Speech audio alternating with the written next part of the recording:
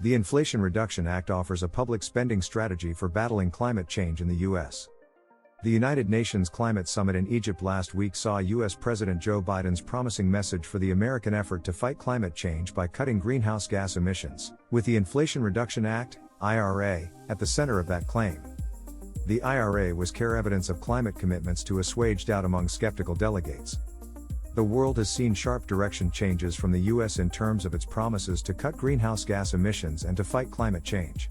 As a result, President Biden was aware that he would need to be equipped with solid strategy to back U.S. promises, including the funding that would make it happen. With the IRA, the United States now has what is needed to point to hundreds of billions of government investment dollars targeting domestic clean energy projects. Still, while the president did have the IRA to show a strong plan and funding in place to back it, the U.S. still fell short when it came to international climate finance, according to a recent Bloomberg report. The Inflation Reduction Act has a strong focus on clean energy and cutting greenhouse gas emissions.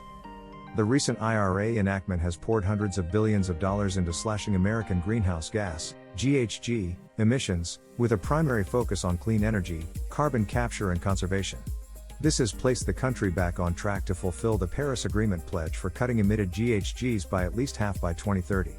Since the benefits of the new law impact every state across the country, it's expected that it would be difficult to throw off course in Congress. Special Presidential Envoy for Climate John Kerry called the IRA a credibility letter for the country. He added that the law is already taking the wind out of typical arguments made by other countries about the U.S. making promises that it can't keep.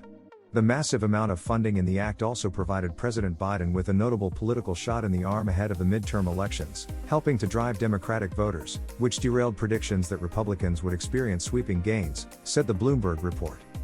The U.S. government is still being criticized for a failure to keep its promise to developing nations. As much good as the IRA is doing to show the United States' commitment to reducing its own greenhouse gas emissions, other countries have pointed out that this is not the full scope of the U.S. promises. Domestically, the U.S. has a clear and funded plan. That said, it has not yet provided more than a sliver of the long-promised money to support developing nations in the creation and adoption of their own climate strategies, such as through green energy, said the Bloomberg report. Those funds are also meant to help developing countries to adapt to the rising impact of climate change, of which they are commonly the most affected. This includes being able to adapt to massive droughts, baking heat waves, extreme storms and other natural disasters worsened by a heating planet. A lot of countries are going to be very pleased the U.S. is starting to get its domestic house in order, said Natural Resources Defense Council International Climate Finance Advocate Joe Thwaites ahead of the UN Climate Summit. But it's not international public climate finance, and they're going to be increasingly pressed on that.